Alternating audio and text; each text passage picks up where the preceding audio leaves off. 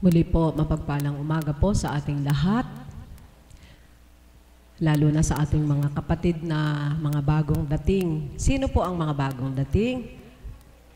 Welcome po sa gawaing pangkabanalan ng ating mahal na Divine Mercy. Ano po? Welcome po sa Dambana, sa Dambanang Banal. At gayon din po sa mga kapatid na sa bawat araw ay narito. Mapagpalang umaga po sa ating lahat. Muli po, salamat sa Ama, napakarami natin ngayon. Kaya po upang maraming makinabang, akin pong bubuksan ng ating panimulang pagbabahaginan sa pagbati ng isang kapatid natin na nagdiriwang ng kanyang kaarawan. At nais ko pong palakpakan natin ang Panginoong Diyos na buhay para sa ating kapatid na Tony. Palakpakan po natin ang ating Panginoon bago po tayo magbukas ng tema. Hindi na po kayo, mahal na kapatid.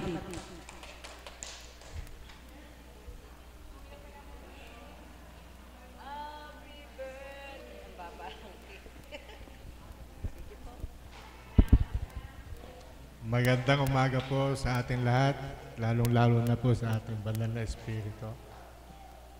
Sa pagbibigay po niya sa aking muli ng bagong kaarawan, sa ika-64 na taong gulang. Po, ay lubos na nagpapasalamat sa pong may kapal sa kanyang mga biyayang ang pinagkaloob sa akin, lakas ng katawan, at mga kagalingan sa mga karamdamang aking natamo. Maraming po salamat at muli magandang umaga po sa inyo lahat.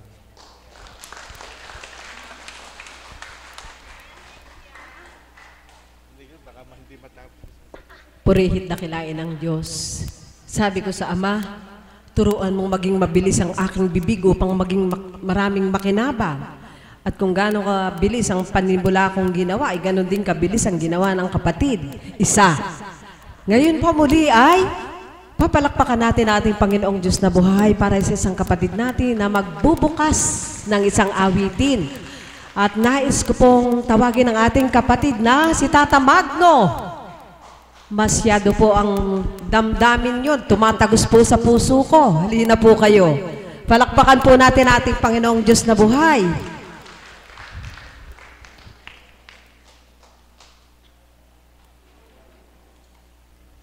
Mga minamahal kong mga kapatid, ipagpaumanhin po kung bakit minsan sinasabing wala nang ito po ay napagpulungan. Ano po? Dahil ang kataga daw pong gawaing pangkabanalan, kaya po ang mahalaga tayo ay binigyan ng pagkakataon ng Panginoon. Amen? Salamat po, kapatid.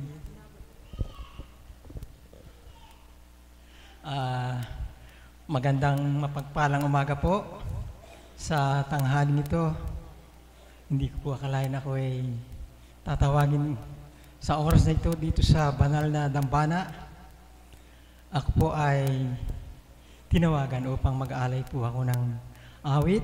Una sa Diyos Ama, sa ating lahat. Ikaw ang sandigan ng buhay dito sa templo mong hinirang. Ikaw ang tunay na patnubay sa lahat ng iyong nilalang. Nagpupuri sa iyo, O Diyos Ama. Buong mundo, ikaw ang pag-asa. Panginoong Jesucristo banal, tinubos ang sanlibutan.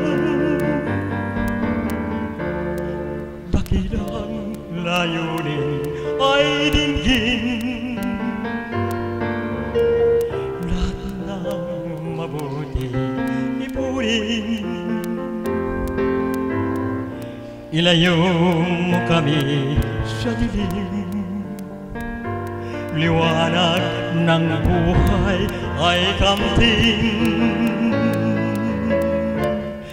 buhay na Diyos kami nagpupugay, nagpupuri sa iyong kabunyan. Lupubin mo ng iyong kabanalan ang sa iyo'y nagmamahal. Salamat sa mapagpalang kamay, pinawi mo itong karamdaman. Espiritong banal ay nakamtan dito sa puso't isipan. Apo Kunching, ikaw ang patnubay, mga haplos ng iyong mga kamay, kagalingan ng may karamdaman, galing sa Diyos nating buhay, galing sa Diyos nating buhay. Salamat po. Maraming salamat.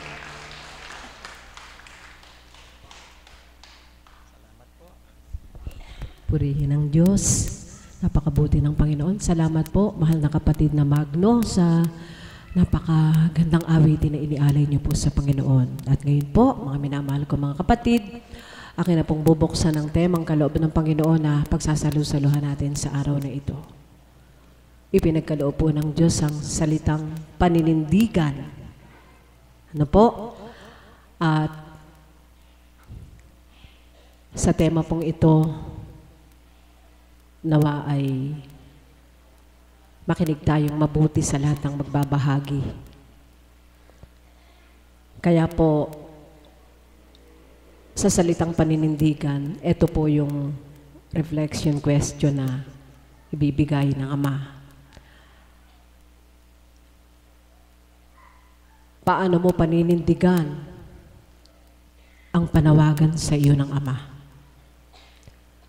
Sabi ko nga po, ako sa ginagampanan ko ngayon, hindi ko rin alam kung tuwirang napaninindigan ko nga ba yun ang naaayon sa kalooban niya. Kaya po patuloy akong nag-aaral, nagsusumakit na matuto sa lahat ng mga bagay na mula sa Kanya.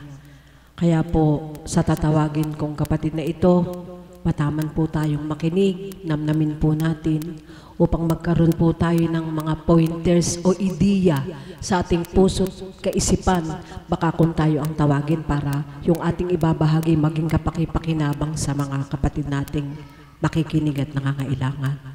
Maliwanag po ba?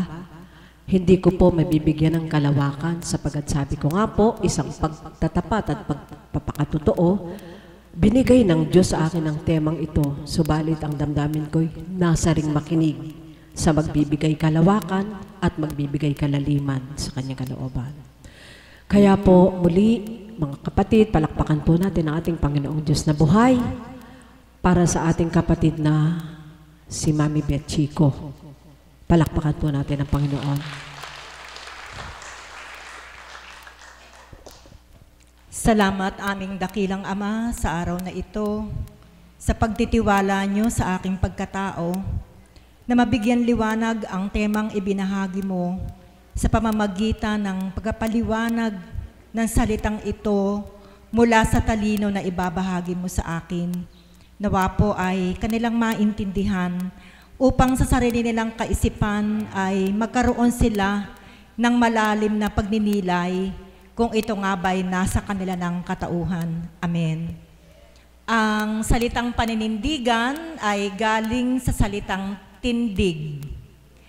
Kaiba po ito sa tayo. Pagtindig, ibig sabihin, yung pagtindig mo talagang, kumbaga, may kaakibat na katatagan. Samantalang ko ikaw ay nakatayo ka pero nakaganyan ka, nakatayo ka pero nakaganyan ka, hindi mo mababanaag ang katatagan. Pero pag sinabing tindig, katulad ng tindig ng mga militar, talaga namang kitang-kita mo ang katatagan sa kanila. Amen. Yan po ang pagkakaiba ng dalawang salita. At ang ating pong pagninilayan sa araw na ito ay kung paano mo paninindigan ang panawagan sa iyo ng Ama. Naniniwala po ba kayo na tayong lahat, may panawagan ng Ama kaya kayo nandirito? Amen. Kayo ba'y nagpunta rito dahil gusto nyo? Hindi po. May nag-udyok sa kaisipan ninyo upang kayo ay makarating dito.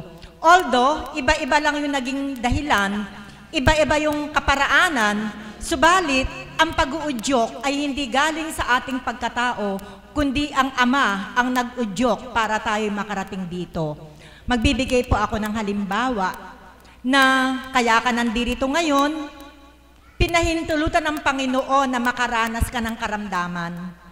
Kung wawariin mo, sasabihin mo na, bakit binigay sa akin ang karamdamang ito? Subalit kung magkakaroon po tayo ng mas malalim na pagninilay, wala po tayong kamalayan na sadyang pinahintulutan. Hindi po ibinigay ng Diyos. Hindi po ibinibigay ng Diyos ang karamdaman, kundi Kanya lamang pinahihintulutan upang kilalanin natin siya bilang Diyos na buhay. Kaya kung nakarating kayo rito dahil sa karamdaman ninyo, huwag po kayong magtampo sa Diyos. Sa halip, magpasalamat kayo sapagkat iyan ang naging kaparaanan upang makarating kayo rito, upang makilala natin siya, na siya pala ay Diyos na makapangyarihan na ang lahat ay maaari niyang gawin para sa ating buhay. Amen? May karamdaman ka ba? Pinahintulutan niya. Magtiwala tayo sa Kanya. Pagagalingin niya ang inyong karamdaman.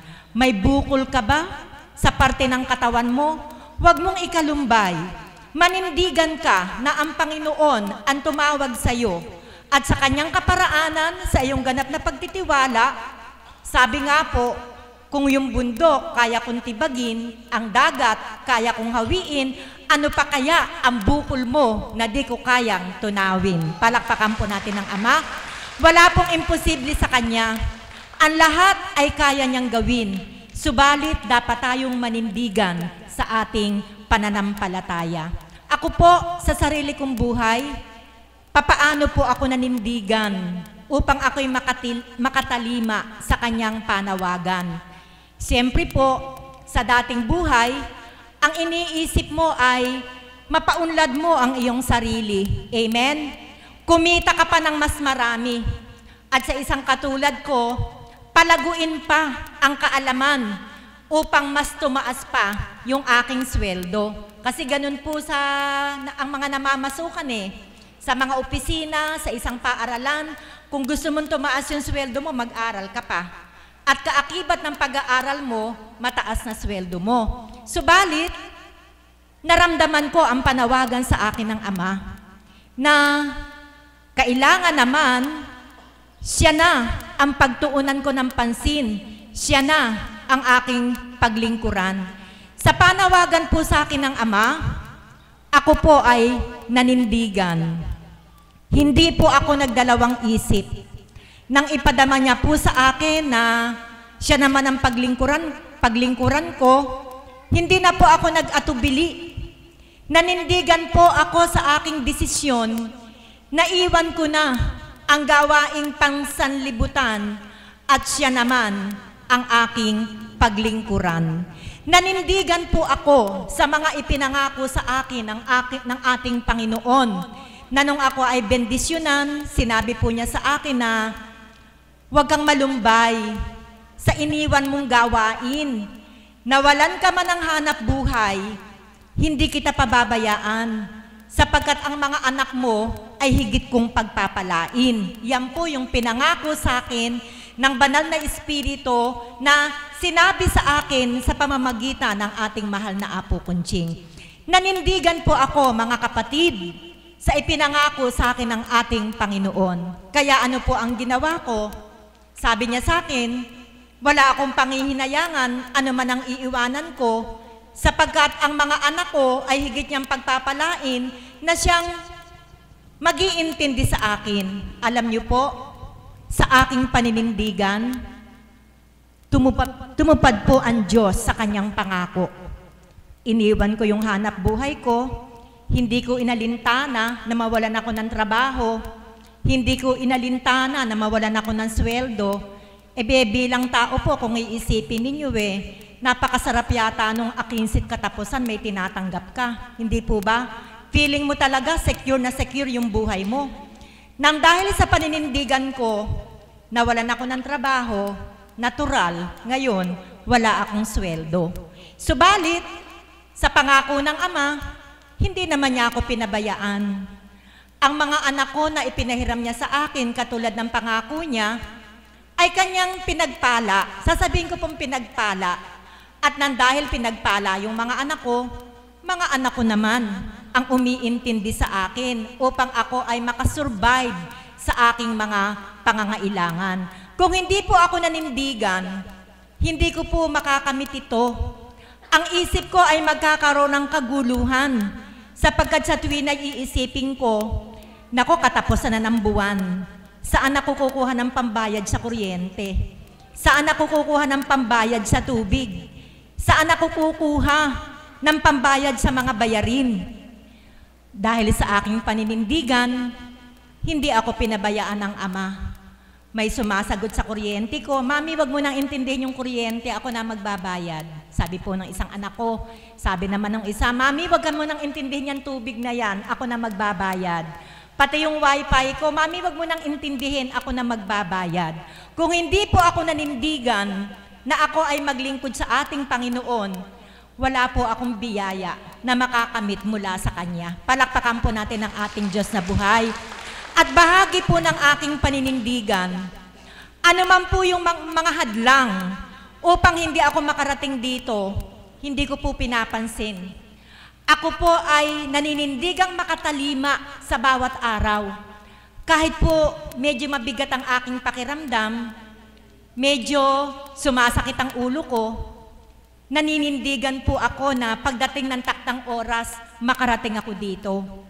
At nang dahil po sa paninindigan ko, pag naupo na po ako doon sa lugar na inuupuan ko, pag pumikit po ako at dumulog sa Ama, dinirinig po niya ako.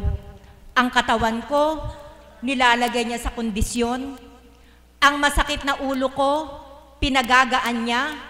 Ano man ang nararamdaman ko, pinapawi niya na nakamit ko dahil sa paninindigan ko na ako ay makatalima sa kanyang mga atas.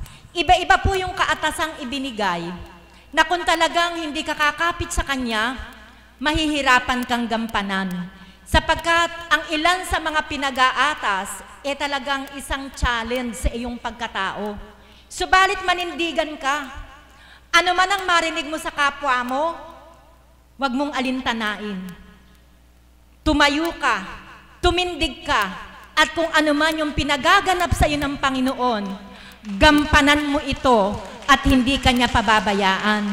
At sa kanyang paggabay sa iyo, sa pagganap ng mga ito, although bilang tao, may mga sakit na gawa ang tao, subalit kung maninindigan ka sa Panginoon, papawiin ang sakit na ito at ang puso mo ay papalitan niya ng kagalakan. Meron po bang makagagawa nito bilang tao na yung mga lumbay mo magiging sa isang iglap, magkakaroon ng kagalakan? Wala pong ibang makagagawa nito kundi ang ating Panginoon. At ito po, mga kapatid, siguro yun po yung ibinalik sa akin ng Panginoon sa pagpupunyagi ko na ako ay manindigan na tumalima sa kanyang mga pag-aatas. Ano baga ang ibig kong iwan sa inyo? Ano man po yung mga challenge na ibinibigay sa inyo ng Panginoon, huwag niyo pong tatalikuran. Manindigan po kayo at harapin ninyo ng may katatagan. 100%. Hindi po kayo pababayaan ng ating Panginoon. Sapagkat anumang pag-aatas, basta sa ikabubuti, tandaan po ninyo, hindi po niya kayo pababayaan. Gagamitin lamang ang inyong pagkatao upang kayo ay makatupad Subalit, ang lahat ng bagay, ang lakas, ang katatagan, ang talino, ang wisdom, sa Kanya lahat magmumula. Gagamitin lamang ang inyong pagkatao. Kaya wag po kayong matatakot. Basta sa ikabubuti, harapin ninyo. May kasama kayo, ang Diyos na nag-atas sa inyo. Manindigan lamang kayo sa inyong gampanin bilang ina ng tahanan, bilang ama ng tahanan, bilang anak, bilang kapwa. Manindigan kayo na makatupad para sa mabuti. Hindi kayo pababayaan ng ating Panginoon. Magandang umaga po at maraming salamat. Salamat po, Ama. At salamat po ang kapatid na Mami Betchy ko sa napakaliwanag ninyong pagbabahagi at ganap pong nakaunawa ang lahat. Nakaunawa po ba ang lahat? Gayon din po ako at napukaw po ang aking damdamin dun sa mga binitiwang salita. Ano po? Na yun daw pong karamdaman natin ay hindi ibinigay ng Diyos. Tandaan po natin, yun po yung napulot ko, anak, hindi binigay ng Diyos na si baby mag-suffer, kundi ito'y pinahintulutan lamang upang may patunayan ng Diyos. At ano pa po yung isa? Panindigan po natin na kapag tama ang ating tutok din ukol sa kabanalan, tayo'y tumupad ng buong katapatan. Doon po sa katapatan, wag po yung tupad tayo ng tupad dahil galit tayo sa Kanya, sisigida tayo kahit mali yung ginagawa natin. Amen po ba? Pagtanggap lang po, natawa po si Inang. Ako po dati ganun, sisigida. Kasi nagagalit ako at pinakikialaman ako. Subalit pag alam mong mali, sumunod ka sa tama. Panindigan mo yung tama na mula sa Diyos. Narinig natin kay Mami Betchy ko, di tayo pababayaan ng Diyos. Kaya po ngayon, udyok po sa puso kong tawagin ng isang pasyente naman po. Pasyente naman po. Anak, udyok ng puso na ikaw ay magbahagi.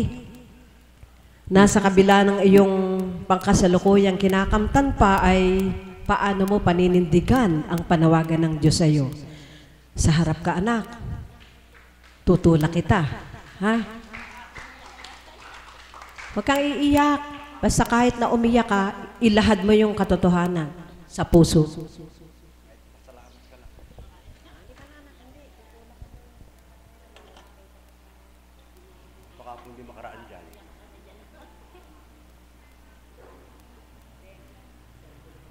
Tayo muna kayo, hindi makararaan.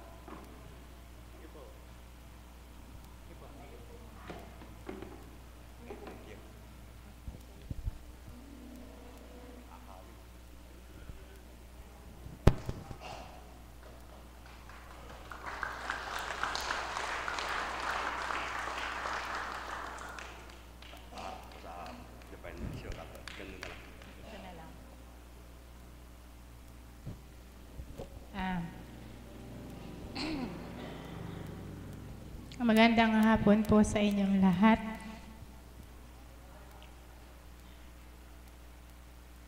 Ang masasabi ko lamang po, nagpapasalamat po ako kasi hindi po ako na-operahan. Kasi iniisip ko po kung o-operahan ako. Kasi meron po kasi akong polio. Kung o-operahan po ako, lalagyan po ng bakal yung tuhod ko. Baka po hindi ako lalong makalakad. Kaya po sinabi sa akin ng kapatid ng tatay ko, pumunta ka sa Divine Mercy kaya po Conching. Noong una po parang ayoko. Pero nung pangalawang sinabi po niya sa akin po mismo ng God, sige po,